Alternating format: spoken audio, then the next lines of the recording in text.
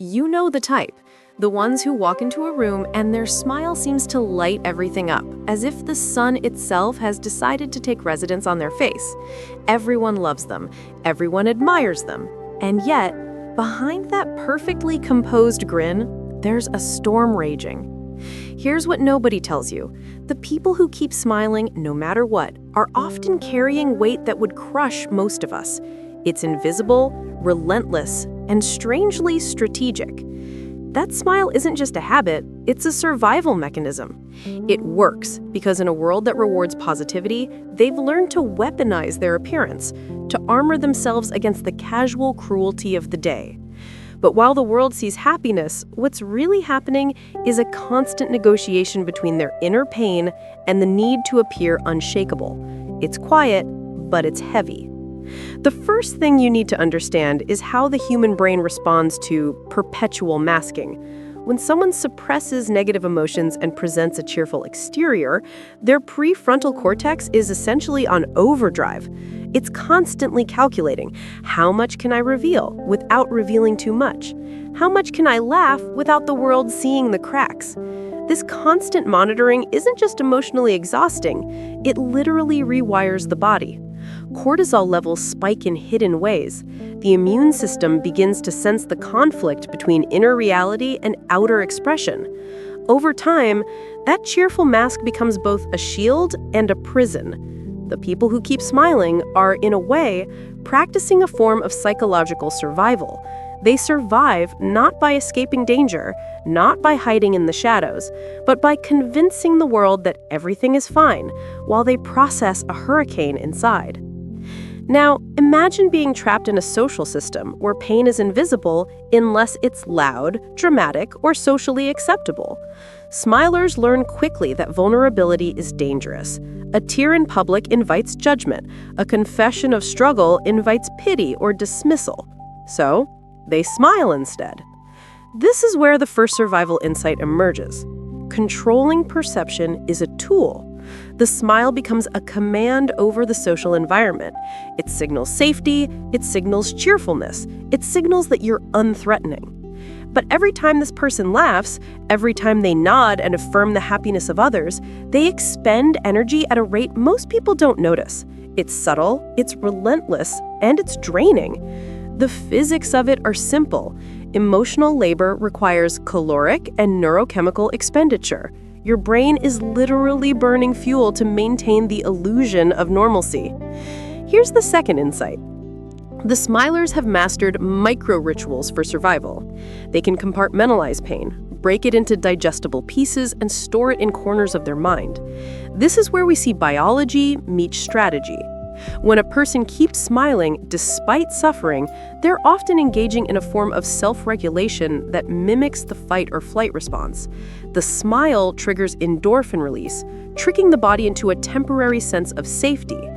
Over time, the body learns to associate the social cue of smiling with physiological calm, even when the mind is anything but calm.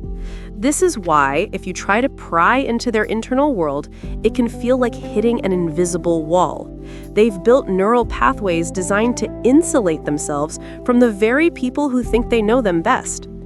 But survival isn't just about masking, it's about navigation. Smilers are keenly aware of social currents. They notice subtle shifts in tone, body language, and attention, because any unnoticed threat can undermine the fragile equilibrium they've established. They practice a kind of social camouflage that is almost tactical. When they enter a room, they survey, they calculate, and they adjust in milliseconds. Their smiles are fluid, responsive, and deeply intelligent. You could call it manipulation, but it's not malicious. It's a defensive architecture designed to preserve mental stability in environments that can be unpredictable or emotionally hostile. This section is based on practical field survival experience rather than formal academic sources. Yet, as with any survival strategy, there are costs. The hidden pain accumulates like sediment at the bottom of a river. Small frustrations, grief, shame, and unprocessed trauma pile up silently. Many smilers develop physical symptoms over time.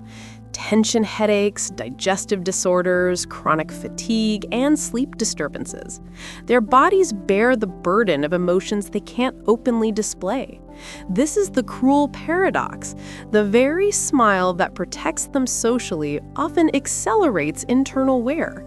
The human body is designed to release emotion, to let it flow and dissipate. Suppression, even with clever neurochemical tricks, is like trying to hold back a flood with sandbags. You can manage it for a while, but eventually something gives. The next survival insight lies in selective vulnerability.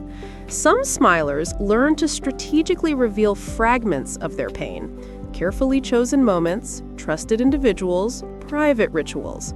These are not confessions, they are tactical relief valves. A well-timed conversation, journaling, or even a solitary scream in a safe space can prevent the system from collapsing. The brain needs to reconcile the gap between inner reality and outer presentation. Without these small acts of release, the system becomes brittle. They survive socially, but at the risk of eventual psychological fracture if the pressure builds too long. Another layer of survival is anticipation. People who keep smiling often anticipate social conflict or disappointment and preemptively prepare for it. This is hypervigilance in a social sense, a quiet form of scanning for threats that the average person doesn't notice. By predicting microaggressions, misunderstandings, or even casual criticism, they build mental contingencies that allow them to respond gracefully instead of being unmasked by stress. Every joke they laugh at, every compliment they nod to, every nod of agreement is underpinned by a mental checklist of contingencies, a survival matrix that keeps them from emotional collapse. The real revelation about people who keep smiling is that their survival strategy is also deeply adaptive. It teaches others resilience, patience, and the hidden power of composure. But it comes at the cost of invisibility. Society rewards outward cheer, not inward struggle, and this imbalance leaves them perpetually under-recognized. Their silent struggle is a complex interplay of biology, psychology, and social strategy. Understanding it isn't just an academic exercise, it's a window into the human capacity for endurance. To truly empathize with a smiler, you must recognize that every grin, every laugh, every casual nod is a carefully maintained equilibrium in a life that otherwise could be unraveling. Their smile is a lifeboat in a stormy sea of invisible currents, a signal not of absence of pain, but of mastery over it. So the next time you see someone who seems to always be smiling, remember this: what you perceive as effortless joy may be a carefully constructed armor. Their life is a testament to the hidden art of surviving social, emotional, and internal collapse simultaneously. The smile isn't a lie, it's a lifeline. And behind it, the silent struggle continues, unacknowledged, uncelebrated, yet profoundly human.